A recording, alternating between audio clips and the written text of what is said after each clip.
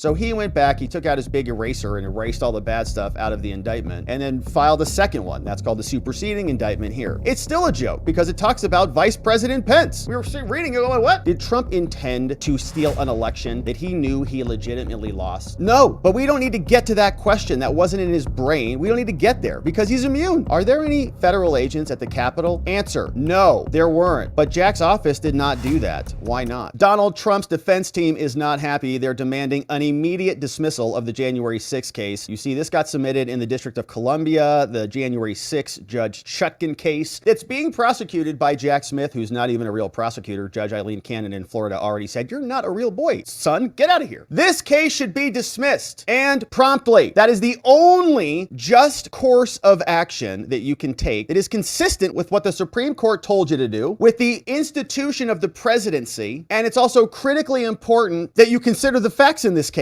First of all, Jack Smith is relying on allegations that are immune, so there's no evidence. You have to protect the presidency. SCOTUS told you to do it, and the only evidence that Jack Smith is relying on doesn't even count in this case. So, Your Honor, dismissal is required to protect the institution of the presidency and the upcoming election as well as the constitutional rights of Trump and the American people. There are also, in addition to all of that, ongoing discovery violations in this case that implicate presidential immunity and other strong defenses. We've got Jack's office. They have failed to produce exculpatory evidence that would exonerate Trump. They're not giving him his own exculpatory evidence about the flaws of the prosecution's own team and the office's false allegations. We know that the prosecution did bad stuff, they're saying, and they're not giving us evidence that would exonerate our client, which they're required to under American law. Therefore, President Trump respectfully submits this omnibus reply, and an omnibus is like encompasses a bunch of different stuff in there. It's got some of that, some of this, some of this. It's a big one. Like a bunch of things are on a bus. And in support of the pending motions for an order about the size of the prosecution's team. So what's the size of the team? Also, there's a bunch of discovery that you haven't given us, so we're trying to compel you to give it to us. And also, we're responding to your other brief, Jack 2. So we're including a bunch of stuff here, Your Honor, and here's what it is. Now, they say that Jack's office, illegal office, conducted its initial and disputed discovery review in this case at a time when Jack Smith denied there was any immunity at all. Now, the Supreme Court recent decision established important parameters for substantive consideration of the immunity defense that Jack Smith could not have accounted for when he gave us the original files. And so Jack cannot meet their obligations here by just saying, well, we gave you a bunch of stuff, and so we probably got all that. Well, they say, first of all, that's not true. They didn't give us a bunch of anything other than useless stuff. And they insisted that their initial collection adequately covered all of the immunity paperwork that we needed. Now, in the absence of a new case file review based on a lawfully defined prosecution team, right? And so Jack is saying, no, it's like me and just 6 people. That's all. They say, no, it's not. It's you and this guy and this agency and this over here. So if Jack is only giving you discovery for this small bucket and the actual universe of things is this bucket, Jack Smith only gave you this little bit. And there's all this other stuff now that's from the NSA and the DOD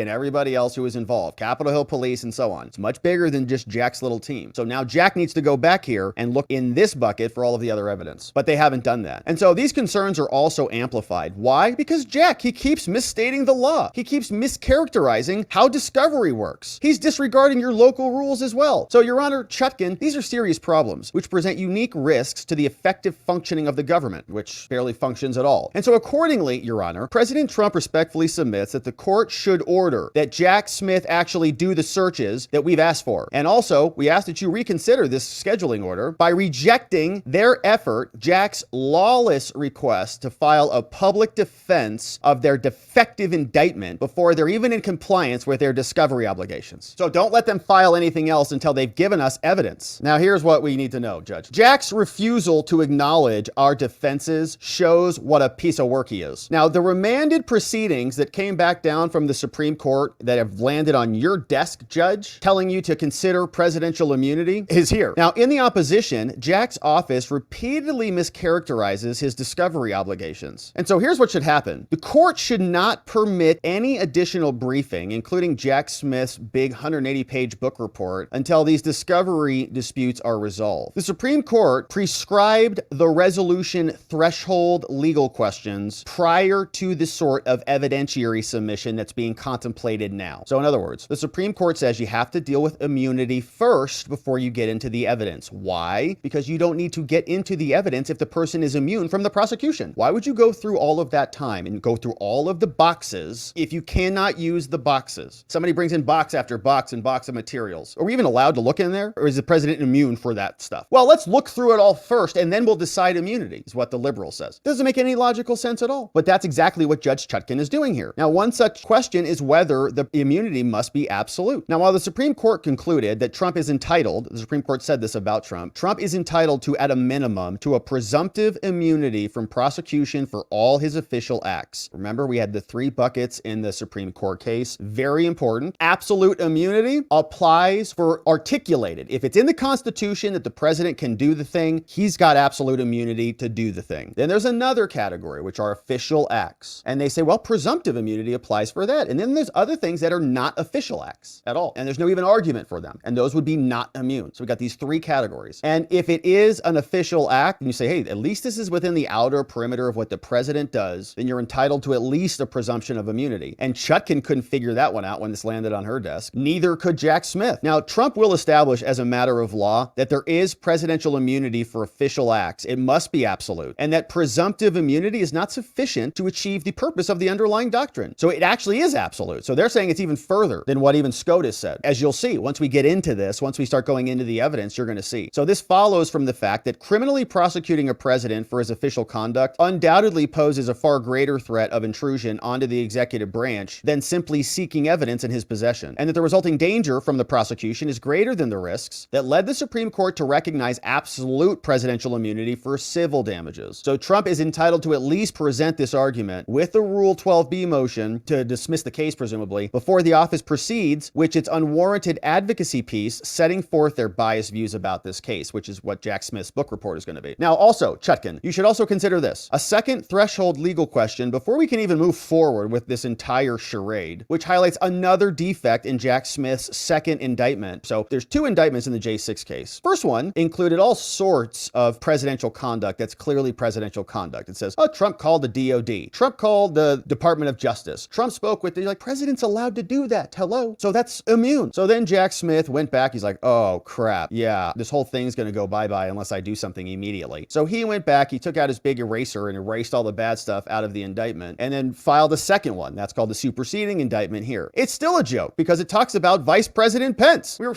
reading it going, what? Arises from the central role. He says that Trump talking with Pence is illegal. You say, wait a minute. It's the vice president. They're in the same office. The Supreme Court already concluded that the office's allegations related to Pence, which are in the second indictment, they've already said it. It involves official conduct. They said, quote, Trump is at least presumptively immune from prosecution for that conduct. So then on this issue, the question then becomes whether the presumption of immunity is rebutted under the circumstances. So Trump has at least presumptive immunity. So can Jack Smith overcome that? Trump doesn't need to prove that he has immunity. He has immunity. And Jack Smith can overcome that, but he has to rebut that presumption. Now, Jack cannot meet that burden of doing that because the use of this evidence in a criminal prosecution, right, there's another test. The question that the Supreme Court also asks is if you use some of this evidence, will it intrude on the authority and the functions of the executive branch? So like there's another element to this. So there's certain stuff that is immune, and then there's other stuff that we say, well, we don't really know. Is that evidence immune or not? Well, let's ask how we're using the evidence. Because did Trump do it or did someone else do it? Did some other party do it? Was this an administrative thing? The evidence now. Let's not talk about the person doing the thing. Let's talk about the status of the evidence. The status of the evidence here, will it pose a danger to the authority or the function of the executive branch? Trump's people say, yeah, obviously. So Trump is entitled to an opportunity to prevail on this issue and make a filing to dismiss, which is all appropriate here. And so these threshold issues, Your Honor, Judge Chutkan, are dispositive. They would resolve this case. If we answer one of these 2 questions affirmatively for President Trump, case goes bye-bye. It's dismissed. Because prosecutors may not even seek to charge a president by relying on his official acts, which they've done here, which is the conduct between Trump and Pence. And presidents cannot be indicted if they're immune. Now, because Jack Smith, illegal prosecutor, did just that by relying on false and exaggerated allegations related to Pence, the superseding indictment, Jack's second attempt at this, is void. Ab initio. Null and void. Gone from the beginning. So the entire superseding indictment is bad. It has to be dismissed. Everything that comes after that, after the fact, is gone. So the court may not further adjudicate such a prosecution. If the indictment goes away, you're done, Judge. The presidential immunity defense is intended to guard against the possibility of an extended proceeding alone, so that the president doesn't have to be beaten over the head by corrupt prosecutors like we have now. Thus, prolonging proceedings in this case without addressing these dispositive issues, especially through invasive factual probes of Trump's official acts, is itself a violation of the doctrine. This harms the institution of the presidency, which is what SCOTUS said you can't do. This is so due to the fact that the office of Jack is planning on filing in defense of their defective second indictment before Trump has even reviewed the discovery in this case. So he gets a second draft and he gets to defend the second draft before you even get to see the second round of discovery from the second draft. And the election is rapidly approaching. Now, Jack must give us this discovery and this exculpatory evidence. All documents about Trump's immunity are discoverable under the rules. We have entitlement to them. Now, because the scope of Jack's team is disputed, he says it's like 5 people. Trump says it's most of the government, because it is. And because Jack's office has independent affirmative obligations to search for that evidence, he can't just sit on his butt and say, "Well, we looked for it. Go find it." It cannot be true that prior discovery efforts are adequate here. For example, among other requirements, this necessitates discovery about the core and the outer perimeter of the executive authority. And they give us some other cases here. We also need to defend against the context in which the alleged conduct took place. So when it comes to Trump, Trump's core authority included important foreign relation responsibilities. For example, overseeing and intelligence gathering. Evidence related to this exercise of authority and the executive branch means he has a duty, exactly right, to protect the integrity of the election from foreign adversaries. Trump has a right to investigate this. He's the president. He has the duty to execute the laws. And sitting around watching a rigged election is a dereliction of duty. Just say, well, I guess the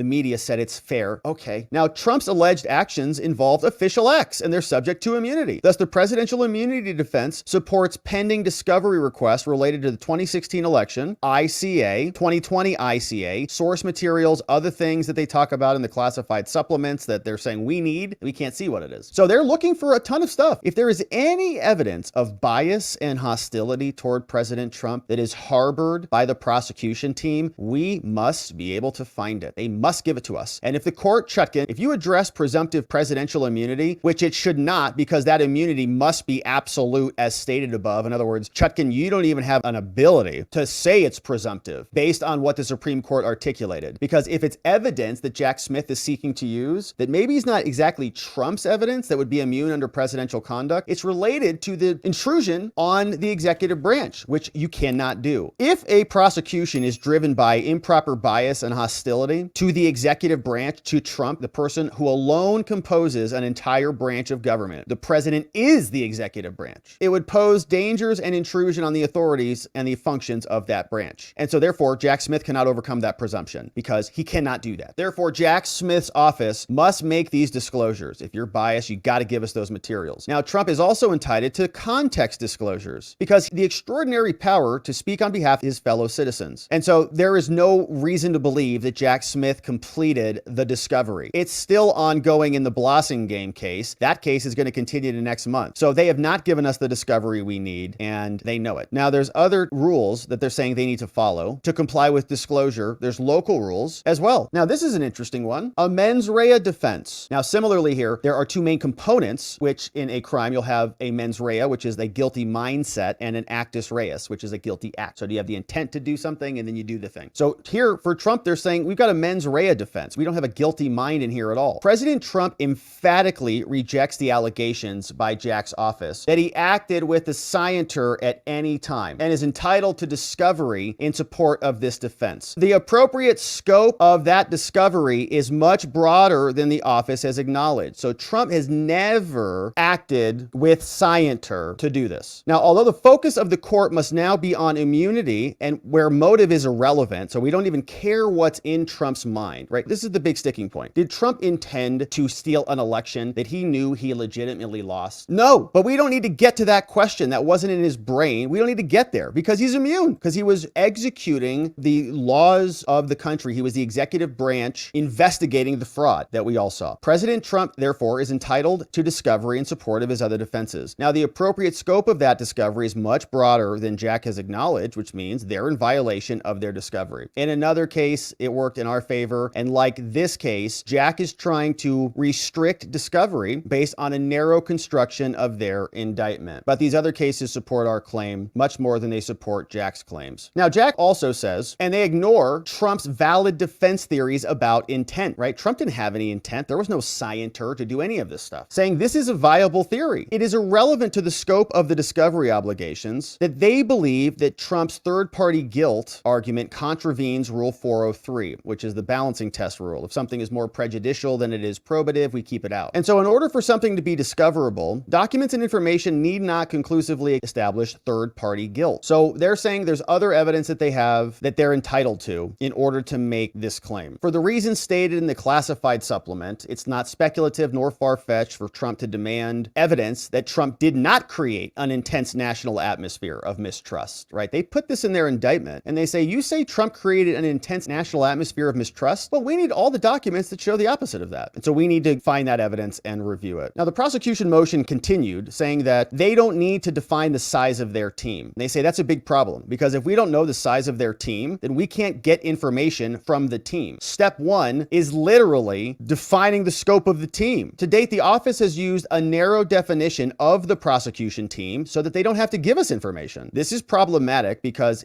we're talking about immunity. And here we see they want evidence of a lot more agencies, the DOJ, ODNI, CIA, DOD, and more. Now, agency contributions to Jack's office are also highly relevant. If other people are contributing to Jack, we want to know what they're contributing. And we also reject this arbitrary line between the DOJ and the FBI, right? Jack is saying, in other words, that Jack Smith's team is just this little circle right here. But really, it's just, Jack Smith and like his couple people at the DOJ. Really, it's a bunch of other people at the DOJ. And really, the DOJ was also communicating with the FBI to do their investigation. And so the FBI has some stuff here, and also the CIA is involved over here, and the NSA is involved over here. They're all providing info to these prosecutors. So they say they want all of them. Now, in this other case, they said prosecutors have a duty to search for this stuff, and they have not done that. Jack's office just ignores all of this. They say we have no discovery obligations with respect to any of these files. That's ridiculous. In fact, they said something like this. Trump conceded he communicated with NARA, and there's overlapping natures between all of these different prosecutions. Jack's office also draws a false distinction based on illusory bureaucratic boundaries between prosecution team members who were part of the FBI's Washington field office and those who may have charged other capital breach cases, right? So they're just trying to decipher all of them and make them so that they're not all on Jack's team. But that's wrong. The office cannot discharge their discovery obligations to Trump by just calling other people, other individual agents who weren't focused on the allegations. They're using their evidence. So they're part of the team. Like, well, they're old. Like, they're not looking at it anymore. Well, they did. They're part of the team. And you're using their evidence. They also invoke this concept of easy access, saying that easy access means Trump got enough information, and so the volume, I guess, is too big. Under Poindexter, the office should not be able to selectively refuse materials that are in connection to their discovery obligations. And so we want all of this material, is basically what the rest of this is saying. The prosecution must search for this stuff. They have to go find it. The court should compel them to go get it if they're not going to do it. And Jack is saying, well, we'll go find the stuff that's material. You don't need the stuff that is immaterial. And they say, well, we'll tell you what material means. It's not just you think you can tell us what we need or not. So go get it. And we need stuff about Mike Pence too, because Mike Pence is involved in this. There are also inconsistent assertions by government actors. Now, the flippant response by Jack's office to Trump's demand for statements are inconsistent with the theory of this case. They're also looking for evidence of foreign influence. This is interesting. So to resist Trump's demands for discovery about foreign influence, Jack's office adopts an artificial distinction between influence and interference. Trump wants anything of interference or influence, they say, and so they can withhold stuff because it was only influence, but it wasn't interference. Now, as explained in a classified supplement, which we'd love to get our hands on, a witness who is eminently qualified to speak on the subject was not as sanguine as the special counsel's office, Jack's office, about the influence or interference line drawing exercise. The indictment does not rely on this either and just talks about election fraud. So we're not fighting between influence and interference. If it's fraud, it's fraud. So we need to get access to this material. There's also a whistleblower and this guy, Dr. Zwoloff's congressional submission, which are all topics for the office to seek. And there's also the SolarWinds hack. Remember that? SolarWinds hack is not completely unrelated to the evidence. The position of Jack's office is largely based on assessments made when the events were unfolding and the hack was not understood. That's why we need disclosures. The uncertainty about the impact of the hack means that Trump could have had some good faith doubts about the accuracy of the judgments on the election, right? There's many other reasons why the election could have been bad. Section F. Jack's office also opposes Trump's demands for disclosures about the security requests and the timing of the National Guard deployment. Why would Jack not want to give him that? Trump's defense is, I did order the National Guard to be there. We know that. Now, security-related disclosures are discoverable, irrespective of Trump's knowledge, because the material materials provide context. The responsive evidence also mitigates the office's made-up theory of culpability, demonstrating that Trump did not want this to happen. Trump actually exercised delegated power to people to secure the Capitol. But no, they don't want you to know that because there's a crusade here to blame Trump. Jack's office also contends that their decision to produce what they view as a substantial volume of unclassified materials meets their obligations, that there's no indication that they attempted to review any materials beyond what they selectively collected from General Milley. Now, Jack's office also says that Trump and his demand for information about FISA abuses is barred because it's too prejudicial. But the intelligence community relies on this stuff all the time, so I can't wait. Now, the court should not tolerate, Chutkan, Jack Smith's deflections here, saying Trump faces severe information deficits, and so don't let Jack Smith continue to bury this. Trump has identified strong indications that members of the prosecution team are motivated by improper bias and political motivations. A more recent report from the IG, which is conceded part of the prosecution team here, provides further cause for concern about this. There's hostility against Trump, including from an attorney who's a supervisor at the DC U.S. Attorney's Office and who now works for the special counsel. Now, apart from the since resolved selective prosecution in other cases, there's not a viable approach to discovery in this case. And here's another disclosure that would be nice. One straightforward reply to President Trump's demand for disclosures relating to government agents at the Capitol would be to explain, if true, that there are no responsive materials. That's too easy. Are there any federal agents at the Capitol? Answer: no,